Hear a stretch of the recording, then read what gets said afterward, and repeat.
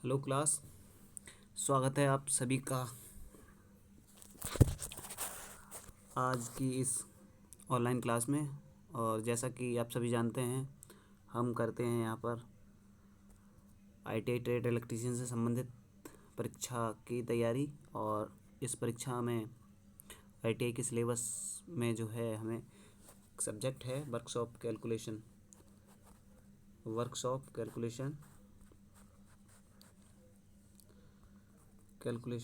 जिसका chapter number 1 मापन, आप स्क्रीन पर देख पा रहे होंगे।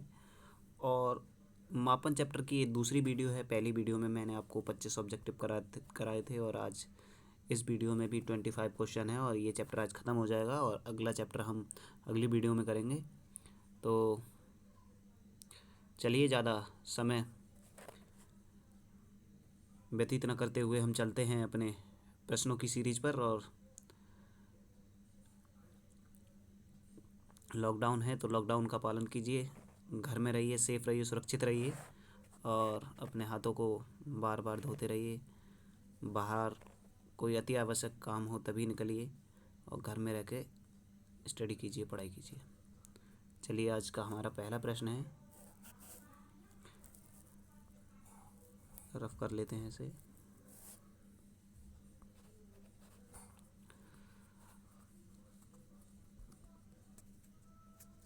चलते हैं पहले प्रश्न पर। और पहला प्रश्न है, एक पारसेक का मान होता है। एक पारसेक जो होता है उसका मान कितना होता है, पूछा गया है आपसे। एक पारसेक का मान कितना होता है? क्या 3.26 प्रकाश वर्ष होता है, 2.46 प्रकाश वर्ष होता है, या 9.46 प्रकाश वर्ष होता है, या 1.602 प्रकाश वर्ष होता है? यदि आपको प्रश्न का आंसर पता है तो कमेंट बॉक्स में आंसर टाइप कीजिए। एक पारसेक का मान कितना होता है?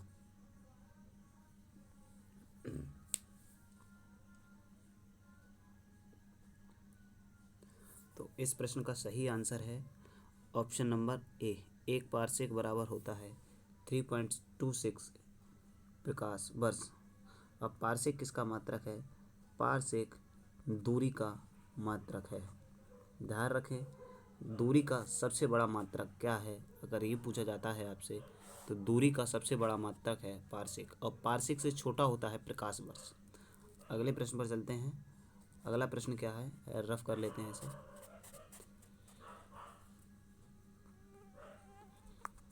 अगले प्रश्न पर चलते हैं। अगला प्रश्न क्या है? अगला प्रश्न है, एक प्रकाश वर्ष का मान कितना होता है? एक प्रकाश वर्ष का मान कितना होता है, ये पूछा गया है आपसे। तो एक प्रकाश वर्ष का मान होता है कितना, बताइए। एक प्रकाश वर्ष कितना होता है? 9.46 गुणा 10 की पावर 19, 9.46 इंटू 10 की पावर 15 मीटर, 4.96 मीटर, या इनमें से कोई नहीं। तो चलिए बताइए इस प्रश्न का सही आंसर। चलिए बताते हैं इस प्रश्न का सही आंसर। इस प्रश्न का सही आंसर है ऑप्शन नंबर बी। एक प्रकाश वर्ष बराबर होता है 9.46 इंटू 10 टू पावर माइनस 10 की power 15 metre. Option number B इस प्रश्न का सही आंसर होगा। अगले प्रश्न पर चलते हैं। अगला प्रश्न है, एक मील। सुना होगा ग्रामीण अंचल से अगर आप बिलोंग करते हैं तो, कि एक मील का मान होता है, मतलब एक मील में कितने किलोमीटर होते हैं, ये आपसे पूछा गया है। तो क्या 1.8 किलोमीटर होते हैं, 1.6 किलोमीटर होते हैं, 2.5 मीटर होते हैं, या 2.5 किलोमीटर होते हैं? तो यदि आपको इस प्रश्न का सही आंसर पता है तो इस प्रश्न का सही आंसर कमेंट बॉक्स में टाइप कीजिए। बताइए इस प्रश्न का सही आंसर। एक मील कितने किलोमीटर के बराबर होता है? बताइए, एक मील कितने किलोमीटर के बराबर होता है? पूछा गया है आपसे यहाँ पर एक मील। तो यदि आपको आंसर पता है तो कमेंट बॉक्स में आंसर टाइप कीजिए। एक मील बराबर होता है 1.6 किलोमीटर। 1 किलोमीटर मतलब 1 मील का मान 1.6 किलोमीटर होता है और 1 किलोमीटर बराबर होता है 1000 मीटर। ठीक है, 1 किलोमीटर बराबर होता है 1000 मीटर। और हम अगले प्रश्न पर चलते हैं इसी के साथ। अगला प्रश्न है हमारी स्क्रीन पर, एक नॉटिकल मील। एक नॉटिकल मील बराबर कितने मीटर होता है? 1852 मीटर, 1890 मीटर, 1862 मीटर या 1982 मीटर। एक नॉटिकल मील का मान होता है। नॉटिकल मील में क्या मापा जाता है? पहले तो ये देखेंगे आप, नॉटिकल मील में मापा जाता है समुद्री दूरी। समुद्री दूरी को नॉटिकल मील में मापा जाता है। ये हमने जान लिया नॉटिकल मील में क्या मापा जाता है, तो समुद्री दूरी को हम नॉटिकल मील में मापते हैं। अब जानते हैं कि नॉटिकल मील में कितने मीटर होता है। एक नॉटिकल मील, तो एक नॉटिकल मील बराबर होता है 1852 मीटर। तो 1852 मीटर बराबर एक नॉटिकल मील। तो इस प्रश्न का आंसर हो गया ऑप्शन नंबर ए। चलते हैं हम अगले प्रश्न पर। अगला प्रश्न है हमारा, एक फैदम में कितने फिट होते हैं? एक फैदम में कितने फिट होते हैं? क्या 6 फिट होते हैं, 7 फिट होते हैं, 9 फिट होते हैं या 10 फिट होते हैं? तो यदि आपको आंसर पता हो तो कमेंट बॉक्स में आंसर टाइप कीजिए। तो चलिए बताते हैं, इस प्रश्न का सही आंसर है ऑप्शन नंबर ए। एक फैदम में 6 फिट होते हैं। कितने फिट होते हैं? 6। अगले प्रश्न पर चलते हैं और अगला प्रश्न देखते हैं कि क्या है। एक एंगस्ट्रॉम का मान क्या होता है? बहुत सुना होगा आपने एंगस्ट्रॉम। तो एक एंगस्ट्रॉम का मान क्या होता है? एक एंगस्ट्रॉम 10⁻−10 मीटर, 10⁻20 मीटर या 10⁻−20 मीटर या 10⁻30 मीटर। तो एक एंगस्ट्रॉम का जो मान होता है वह आपसे प्रश्न में पूछा गया है। एक एंगस्ट्रॉम बराबर क्या होता है? चलिए बताते हैं इस प्रश्न का सही आंसर। एक एंगस्ट्रॉम होता है 10⁻10 मीटर। 10⁻10 मीटर एक एंगस्ट्रॉम के बराबर होता है। अगले प्रश्न पर चलते हैं और देखते हैं अगला प्रश्न। एक मिली सेकेंड। आप सोच रहे होंगे इतने सेकंड, ये इस प्रकार के प्रश्न क्यों पूछे जा रहे हैं? तो आपका जो पहला चैप्टर है वर्कशॉप कैलकुलेशन एंड साइंस का, उसमें इसी प्रकार के मेजरमेंट, चूँकि चैप्टर का नाम ही है मेजरमेंट, मापन, तो मापन से संबंधित ही प्रश्न इस चैप्टर में आपसे पूछे जाएंगे। तो 1 मिली सेकेंड कितना होता है? 10⁻³ सेकेंड, 20⁻−20 सेकेंड या 10⁻−3 सेकेंड या 10⁻−5 सेकेंड। यदि आपको आंसर पता है तो कमेंट बॉक्स में आंसर टाइप कीजिए। चलिए बताते हैं इस प्रश्न का आंसर। इस प्रश्न का आंसर है ऑप्शन नंबर सी। 1 मिली सेकेंड बराबर होता है 10⁻−3 सेकेंड। इसी के साथ हम चलते हैं अगले प्रश्न पर और इस प्रश्न का जो आंसर हो गया हमारा वह है ऑप्शन नंबर सी। अगला प्रश्न है, समतल कोण का मात्रक है। मैंने बताया था पूरक राशियां जो होती हैं हमारी वह 2 होती हैं, समतल कोण और ठोस कोण। तो समतल कोण का मात्रक पूछा गया है आपसे। समतल कोण का मात्रक क्या होता है? क्या वह रेडियन होता है, क्या स्टेरेड होता है, स्टेरेडियन होता है या न्यूटन होता है? यदि आपको आंसर पता है तो इस प्रश्न का जो आंसर है कमेंट बॉक्स में आंसर टाइप कीजिए। क्वेश्चन अच्छे लग रहे हैं तो वीडियो को लाइक शेयर सब्सक्राइब करते रहिए और लॉकडाउन में घर पर रहिए, साफ रहिए, सुरक्षित रहिए और अपनी पढ़ाई में मेहनत करते रहिए ताकि एग्ज़ाम के टाइम आपको कोर्स को लेकर ज़्यादा प्रेशर ना हो। इस प्रश्न का आंसर है ऑप्शन नंबर ए।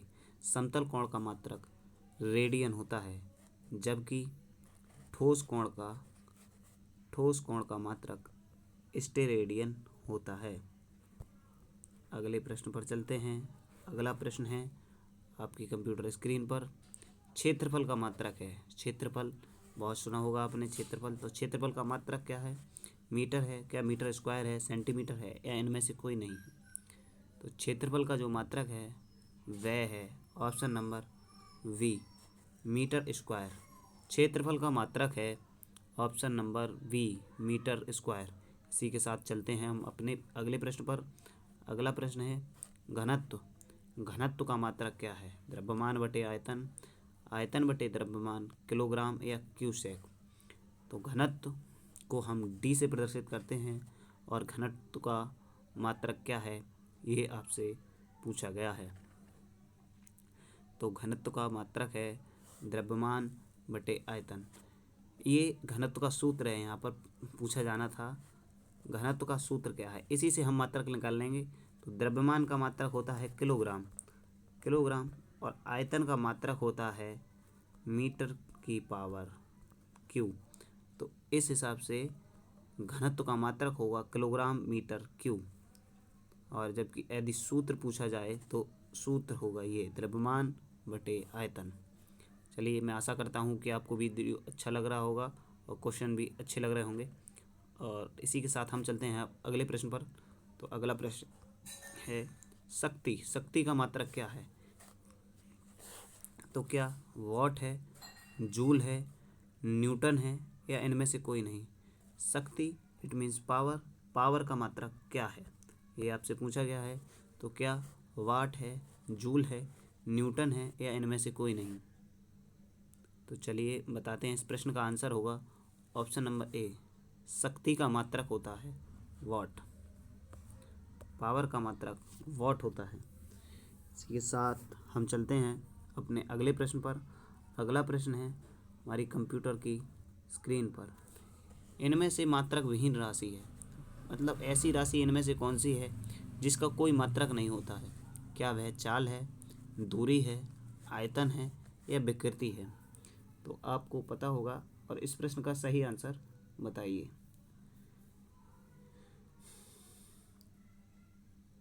इनमें से मात्रक विहीन राशि क्या है? चलिए बताते हैं। इस प्रश्न का आंसर है ऑप्शन नंबर डी, विकृति। जी हाँ, विकृति एक ऐसी राशि है जिसका कोई भी मात्रक नहीं होता है। चलते हैं हम अपने अगले प्रश्न पर। और अगला प्रश्न है ऊष्मा का मात्रक है। क्या जूल है, कैलोरी है, दोनों हैं, या इनमें से कोई नहीं? तो ऊष्मा का मात्रक क्या है ये आपसे पूछा गया है। तो देखिए, ऊष्मा का मात्रक एमकेएस पद्धति में तो जूल है, जबकि सीजीएस पद्धति में कैलोरी है। तो यहाँ से ऊष्मा के दोनों मात्रक होंगे ए और बी। ऑप्शन नंबर सी इस प्रश्न का आंसर होगा। और हम अब चलते हैं अपने अगले प्रश्न की ओर। अगला प्रश्न है आवृत्ति। जी हाँ, आवृत्ति को हम एफ से प्रदर्शित करते हैं, एफ। और इसका मात्रक है क्या? हर्ट्ज है, सेकंड है, टेस्ला है, या कूलाम्ब है? आवृत्ति का मात्रक क्या है ये आपसे पूछा गया है। आवृत्ति का मात्रक हर्ट्ज है, सेकंड है, टेस्ला है, या कूलाम्ब है? तो चलिए बताते हैं। प्रश्न का सही आंसर है ऑप्शन नंबर ए, आवृत्ति का मात्रक है हर्ट्ज। और अगला प्रश्न है इलेक्ट्रॉन वोल्ट मात्रक है नाभिकीय ऊर्जा का, द्रव्यमान का, या संवेग का? इलेक्ट्रॉन वोल्ट किसका मात्रक है? मात्रक है किसका? नाभिकीय ऊर्जा का, द्रव्यमान का, या संवेग का? तो इस प्रश्न का आंसर यदि आपको पता हो तो कमेंट बॉक्स में टाइप कीजिए। चलिए बताते हैं इस प्रश्न का आंसर। प्रश्न का आंसर होगा ऑप्शन नंबर ए। जी हाँ, नाभिकीय ऊर्जा का मात्रक होता है इलेक्ट्रॉन वोल्ट। और हमारा अगला प्रश्न है चुंबकीय क्षेत्र का मात्रक है टेस्ला, वेबर, हर्ट्ज, या कूलम्ब?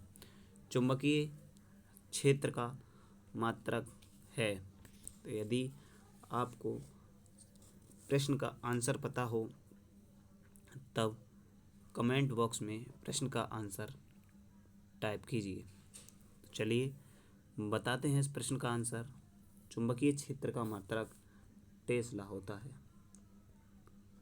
और इसी के साथ हम चलते हैं अपने अगले प्रश्न की ओर। हमारा अगला प्रश्न है कैंडेला। कैंडेला मात्रक है किसका? ज्योति तीव्रता का, फ्लक्स का, धारा का या वोल्टेज का? तो कैंडेला किसका मात्रक है ये आपसे पूछा गया है। क्या ज्योति तीव्रता का है, फ्लक्स का है, धारा का है या वोल्टेज का है? चलिए मैं बताता हूँ प्रश्न का सही आंसर। कैंडेला ज्योति तीव्रता का मात्रक है। जी हाँ, ज्योति तीव्रता का मात्रक है कैंडेला। और इसी के साथ हम चलते हैं अपने अगले प्रश्न की ओर। अगला प्रश्न है हमारी कंप्यूटर स्क्रीन पर। त्वरण कैसी राशि है? सदिश राशि है, अदिश राशि है, दोनों प्रकार की राशि है या इनमें से कोई भी राशि नहीं है? त्वरण कैसी राशि है? बताइए इस प्रश्न का सही आंसर। तो चलिए इस प्रश्न का सही आंसर बताते हैं। त्वरण एक सदिश राशि है। जी हाँ, त्वरण एक सदिश राशि है। देखिए अगले प्रश्न पर चलते हैं हम। अगला प्रश्न है इनमें से मूल राशि नहीं है। निम्न में से मूल राशि नहीं है। समय, विद्युत धारा, द्रव्यमान या त्वरण, इनमें से मूल राशि कौन सी नहीं है? तो यदि आपने इससे पिछली वीडियो को ध्यानपूर्वक देखा है तो ये इस प्रश्न का आंसर आप आसानी से कर पाएंगे। मैंने मूल राशियों की संख्या बताई थी आपको 7, जिनमें कौन कौन सी राशि थी? समय था, विद्युत धारा था, द्रव्यमान था, लेकिन त्वरण नहीं था। तो इस प्रश्न का आंसर हो गया ऑप्शन नंबर डी। चलिए एक प्रश्न देता हूँ आपको, यदि आप कमेंट बॉक्स में उसका आंसर टाइप कीजिए कि ये यहाँ पर 3 मूल राशियाँ बता दी मैंने, तो 4 मूल राशियाँ जो बची वह कमेंट बॉक्स में टाइप कीजिए। और अगले प्रश्न पर चलते हैं हम। अगला प्रश्न है विद्युत प्रतिरोध का मात्रक क्या है? क्या ओम है या मोह है, वोल्ट है या न्यूटन है? विद्युत प्रतिरोध का मात्रक क्या है? ओम, मोह, वोल्ट या न्यूटन? चलिए बताते हैं इस प्रश्न का सही आंसर। ऑप्शन नंबर ए, विद्युत प्रतिरोध का मात्रक ओम होता है। और ओम को हम इस चित्र के द्वारा, इस सिंबल के द्वारा प्रदर्शित करते हैं। अगले प्रश्न पर चलते हैं। अगला प्रश्न है हमारा विद्युत ऊर्जा को मापा जाता है किस में? किलोवाट घंटा में, जूल में, कैलोरी में या इनमें से किसी में नहीं? तो विद्युत ऊर्जा को हम किस में मापते हैं ये आपसे पूछा गया है। चलिए बताते हैं प्रश्न का सही आंसर। विद्युत ऊर्जा को किलोवाट घंटा में मापा जाता है। किलो वाट आवर, KWH भी लिखा होता है कहीं कहीं। तो मैं आशा करता हूँ आपको वीडियो अच्छी लग रही होगी। अगर वीडियो अच्छा लग रहा है तो लाइक शेयर सब्सक्राइब करते रहिए और पढ़ते रहिए। लॉकडाउन के नियमों का पालन कीजिए, घर से बाहर मत निकलिए, साफ़ सफाई का विशेष कर ध्यान रखिए। अगले प्रश्न पर चलते हैं। अगला प्रश्न है दाब का मात्रक है। दाब का क्या मात्रक है? पास्कल, न्यूटन, किलोग्राम या जूल? बताइए दाब का मात्रक है पास्कल है, क्या न्यूटन है, क्या किलोग्राम है या जूल है? तो दाब का मात्रक बताइए। चलिए इस प्रश्न का सही आंसर है ऑप्शन नंबर ए, पास्कल दाब का मात्रक है। जी हाँ, पास्कल को हम दाब का मात्रक कहते हैं। इसी प्रश्न के साथ हम चलते हैं अगले प्रश्न पर। और अगला प्रश्न है चुंबकीय फ्लक्स। चुंबकीय फ्लक्स, ये थोड़ा गूगल वॉइस टाइपर से टाइप किया जाता है तो कहीं कहीं मिस्टेक हो जाती है। फ्लक्स का मिस कर दिया है इसने, फ्लक्स होता है। चुंबकीय फ्लक्स का मात्रक क्या है? क्या वेबर है, क्या न्यूटन है, एम्पियर है या इनमें से कोई नहीं? तो यदि आपने पिछली क्लासें सही प्रकार से देखी हैं और इस क्लास को भी अगर ध्यानपूर्वक देख रहे हैं तो इस प्रश्न का आंसर आप आसानी से कर पाएंगे। और चल इस प्रश्न का आंसर बताते हैं। तो इस प्रश्न का आंसर है ऑप्शन नंबर ए, चुंबकीय फ्लक्स का जो मात्रक होता है वह वेबर होता है, जबकि चुंबकीय क्षेत्र, चुंबकीय क्षेत्र का मात्रक क्या होता है? पिछले क्वेश्चन में पूछा गया, बताया था आपने, टेस्ला। क्या होता है? टेस्ला। किसका मात्रक है? चुंबकीय क्षेत्र का। अगले प्रश्न पर चलते हैं। अगला प्रश्न है, समुद्र की गहराई को मापते हैं। समुद्र की गहराई को मापते हैं, किस में मापते हैं? मीटर में, किलोमीटर में, फैडम में या फैदम में? ये यूनिट है इसकी, फैडम, फैदम। तो पूछा गया है आपसे, समुद्र की गहराई को किस में मापा जाता है? किलोमीटर में मापा जाता है, सेंटीमीटर में, या एक और ऑप्शन दे देता हूँ मैं, चलिए, ई ऑप्शन है सेंटीमीटर। सेंटीमीटर। बताइए आंसर। तो इस प्रश्न का सही आंसर बताइए। समुद्र की गहराई को हम फैदम में मापते हैं। फैदम एक यूनिट होती है स्पेशल समुद्र की गहराई को मापने के लिए, फैदम। जिस प्रकार समुद्र की दूरी, उसकी तल पर चलने वाली दूरी को हम नॉटिकल मील में मापते हैं, ठीक उसी प्रकार समुद्र की गहराई को फैदम में मापा जाता है। तो अब अगले प्रश्न पर चलते हैं। चलिए, आज के लिए इतना ही था, और अब हमारा ये पहला चैप्टर समाप्त हुआ। कल से हम दूसरा चैप्टर करेंगे। यदि आपको वीडियो अच्छा लगा हो तो हमारे चैनल को लाइक, शेयर, सब्सक्राइब करते रहिए, देखते रहिए, और लॉकडाउन का पालन कीजिए। घर में रहिए, साफ रहिए, सुरक्षित रहिए। वीडियो देखने के लिए बहुत बहुत धन्यवाद। आपका दिन शुभ हो। जय हिंद, जय भारत।